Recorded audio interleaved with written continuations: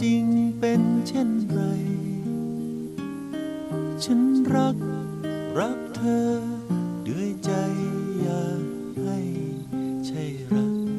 เพียงเพื่อครอบครองไม่เคยคิดขอรักต่อไม่เคยเรียกร้องสิ่งใดเพียงเธอ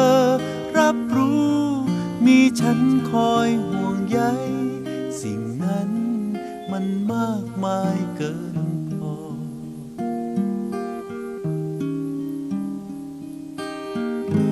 ขอเพียงแค่คิดถึง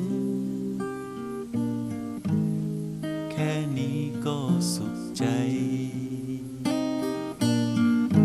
แม้เธออยู่ไกลแสนไกลแม้ใครอยู่ข้างเธอ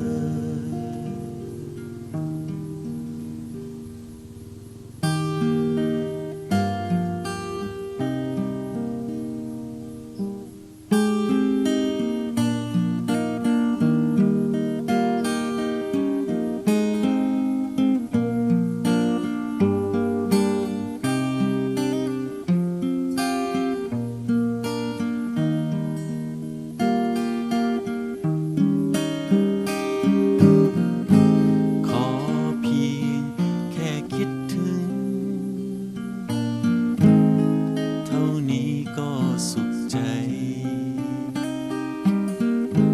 แม้เธออยู่ไกลแสนไกลแม้ใคร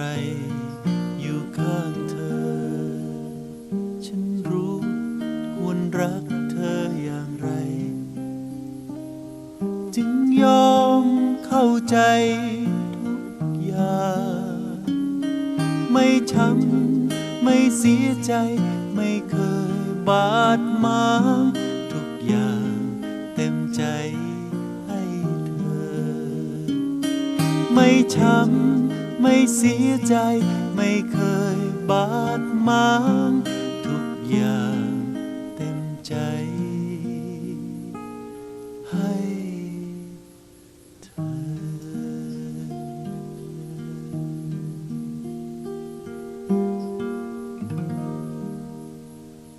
เต็มใจให้ครับไอ้จุ้ยสุบุญเลี้ยงครับผม